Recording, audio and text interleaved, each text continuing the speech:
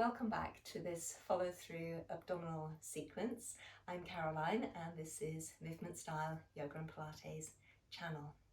In this sequence we will be focusing a lot on the strength through the side of the trunk of the body, the side core muscles and the thoracic core around the rib cage. Let's get started by coming onto our backs, lying on the mat, so we can just lengthen it towards the floor. Never a bad idea to have just a little bit of support at the back of the head, a folded blanket, folded towel, so that the back of your neck can really lengthen and open out. Far better to support the neck and then to work with an arched neck. And letting the muscles of the back of the neck relax in this way will help to re-lengthen them. So in the end, it works out as more effective. So we're going to space our spines out, lifting the hips up, lengthening the waist out of the hips. That's bringing the weight of the pelvis through to the mat, balancing the weight out right side, left side. And we can lift the ribs up and stretch our waist out of the hips, bringing the ribs down towards the mat, balancing the weight out right side, left side, and through the shoulders. And we can support the weight of the head, just gently lengthening the spine from between the shoulder blades all the way through the vertebrae in the neck, right through to the crown of the head, and then settling the head to the mat, and we'll let the arms come in to the sides. So in our neutral spine position, we can feel that the tailbone is directed straight through as if towards our heels. So once again, we can imagine a mini spotlight directing straight through to between our heels. The crests of the hip bones then should be straight up. So we could imagine yet more lights beaming straight up onto the ceiling, but really straight up onto the ceiling. That will mean that pubic bone and crests of hip bones are pretty much level. There should be, at that point then, a little bit of space between your spine and the floor. So now your body might be touching the floor, just depending on your actual shape, but the weight of your spine isn't, and there's a space between the weight of the spine and the floor. So now then we try to bring the spine through the back of the rib cage in contact with the mat. And often it does mean in my body, that I have to really actively taper the ribs in towards the base of my rib cage, floating ribs drawing together at the base of the breastbone there. Waist muscles also very often need to be working, also for me to get into neutral spine, that's the case. And then we've already thought about, well, the neck is long and released from between the shoulder blades, front of the chin possibly level to the ceiling if you've got a flat ceiling, but I usually just go by the sense of that I can feel space in my spine right through from between the shoulder blades into the crown. Now then we need to set some strength around the spine to hold it in this position. And usually what we do is try to get a broad and wide scoop and hollow in the layers of muscle just to the inside here of the crests of the hip bones. So without letting the small of the back of the waist depress into the mat, we try to hollow down and back here. So as you breathe out is the best time to really get that hollowing, deepest muscles in the deepest layer, pull down, and then the next layer up, and then the next layer. So this becomes a little bit depressed, a little bit sunken. And gradually that sinking works its way down towards the lower abdomen, and you feel a general overall hollowing in that region. So sometimes I just imagine it like the muscles between the pubic bone and the crests of the hip bones are contracting in a smile. Now then, around the waist, we need to get a cylinder of strength. Our muscles form a cylinder of strength, and we need to activate that cylinder of strength to support our spine here. So that's going to be squeezing right across the muscles in the back of the waist towards our spine, squeezing through the sides of the waist in towards the spine, and the muscles of the abdominal wall gathering across like a curtain at the front of the abdomen. Now again, around here we've got 3 thick layers of abdominal muscle. We want to dive down into the deepest layer, the next layer out, and then the next layer out. You're trying to really dive down deep, all the way through to the internal organs. The last layer you can influence before the internal organs, before the spine, and you can imagine this strength like a great big corset wrapping around your waist, hugging everything into the spine. So now once all of that's happening, there's a good chance that the base of the rib cage has begun to taper into the spine, good chance that your breastbone might be hugging back towards your spine and lengthening the base of the breastbone, lengthening in the direction of your tailbone. But equally, we might need to emphasize that to really find the strength we need. So now we're in neutral in theory with our core strength engaged, and we can move our arms out in line with the shoulder joints. And let's from here wheel our spine first of all towards the right side by emphasizing the core strength towards the right side of the trunk. So we can hollow in the right side of the lower abdomen, we really squeeze into the right side of the waist, twisting over towards the right side.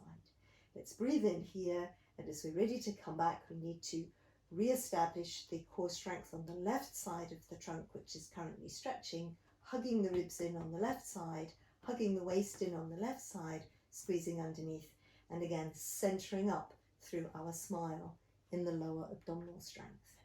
Let's breathe in here, and then now as we're ready, we emphasize the smile, a crooked smile towards our left side, and then our left waist working hard to bring us in.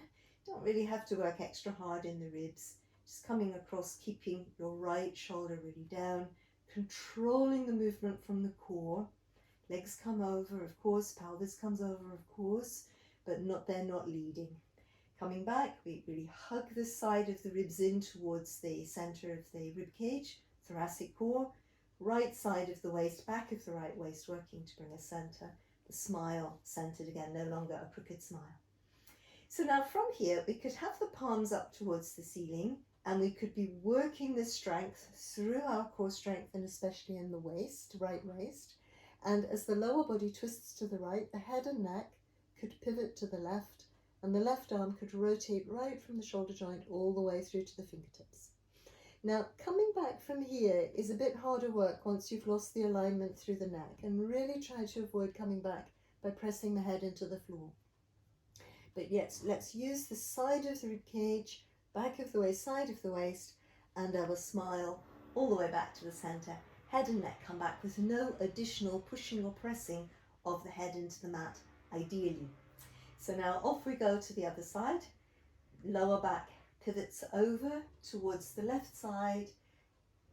The neck stays long, and the head and neck pivot towards the right side. And from the shoulder joint right through its length, the right arm turns downwards till the palm of the hand comes to the floor. Let's breathe in here. And then as you're ready, coming back to the center, side of the rib cage working, back of your waist working, the smile coming center all the way through. So now let's do it once more to each side, and really working on feeling the muscles in the side of our waist very, very activated. Breathing in, and once again coming back, breathing out, side of your waist, very, very activated.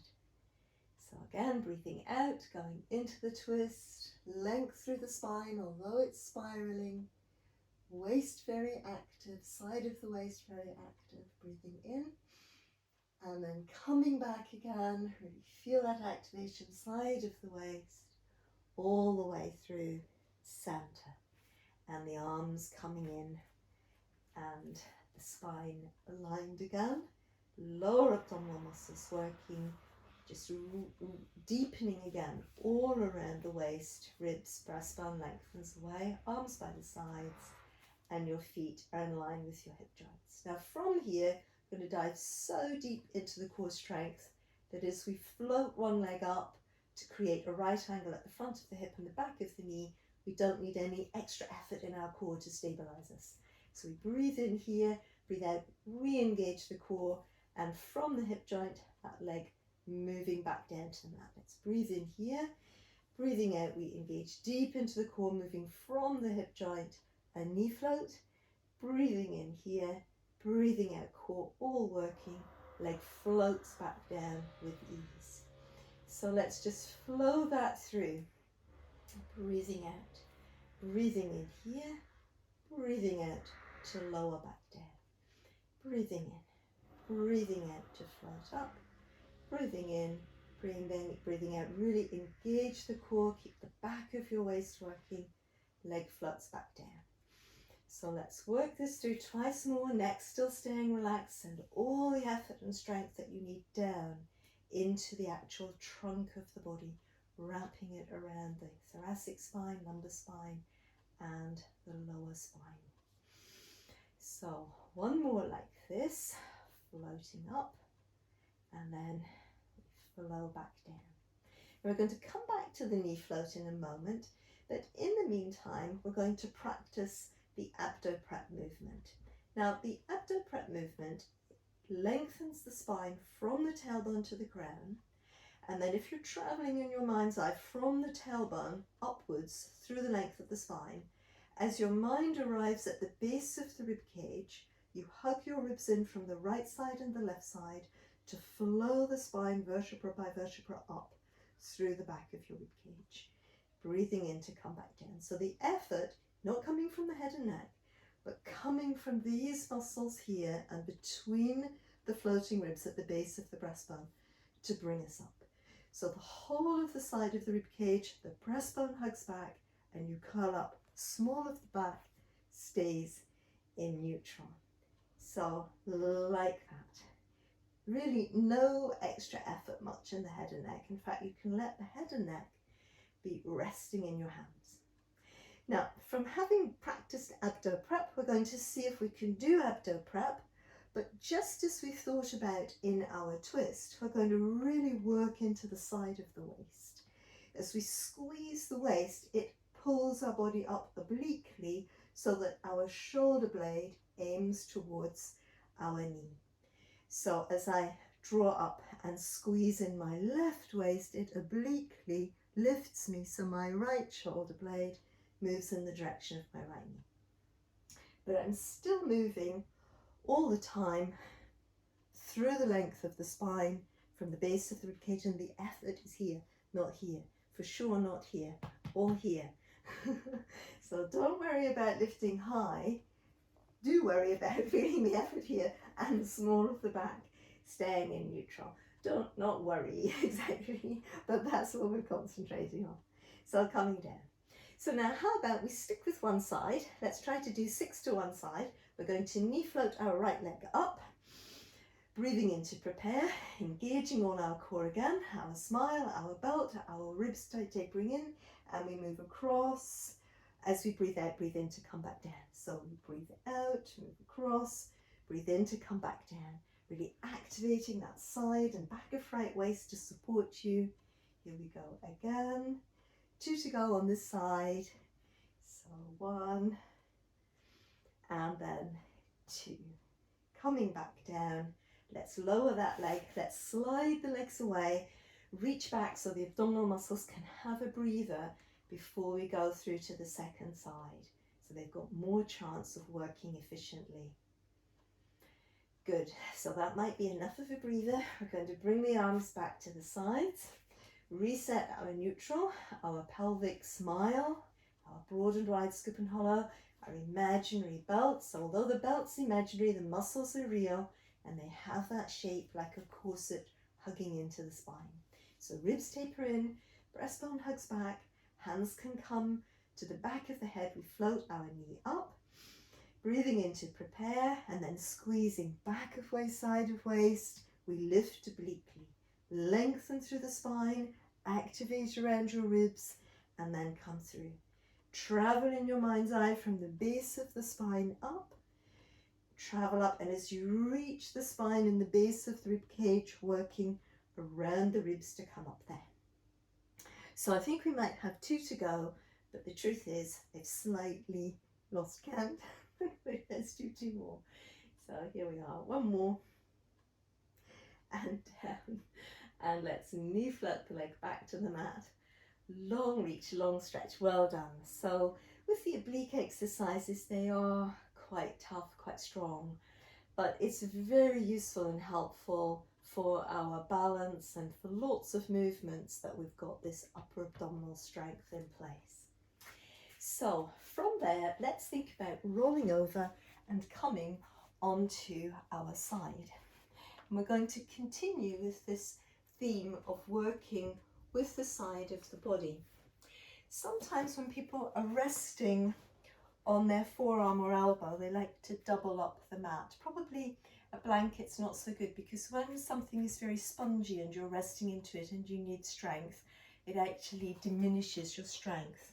But your mat rolled up or something not too thick or soft underneath the arm may help if you feel that your bones are digging into the floor. Now, a good way to help us not dig the bones into the floor is to really support the shoulder joint at the outset of the movement. But let's set up our whole body first. So it's going to be, in theory, back of head, back of shoulders, back of hips in line, the spine coming through to the neutral spine alignment. The feet are behind the hips and the legs lengthen out so your knees are in line with your hip joints.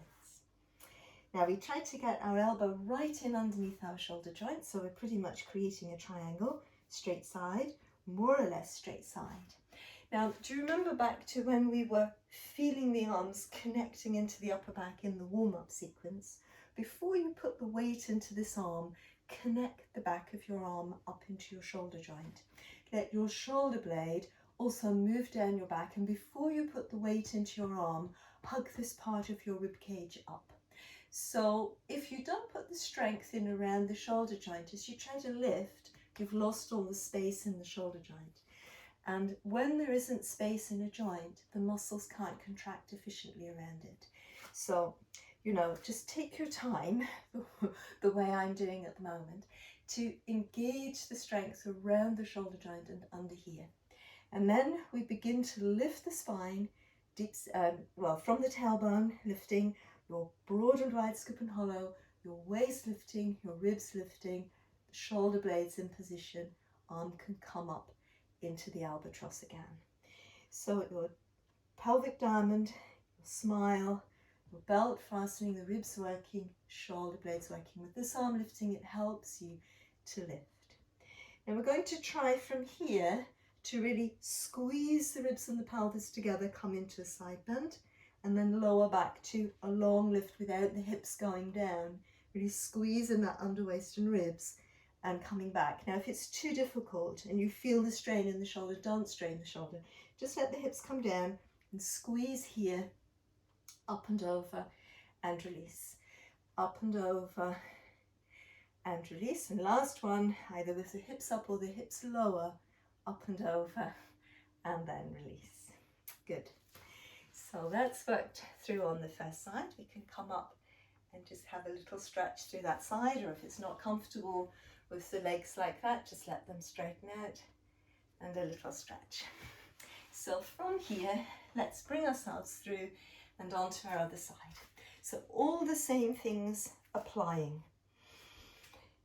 The straight lines, the elbows straight underneath the shoulder joint, back of head, back of shoulders, back of hips aligned, knees in line with the hip joints and the feet behind us. And then we need to, if you can think about before we put the weight into the arm, connecting the arm into the upper back and the underside of the ribs connecting, shoulder blade draws down the back, and then the lift begins back here, lifting the tailbone using your broad and wide scoop and hollow to help you.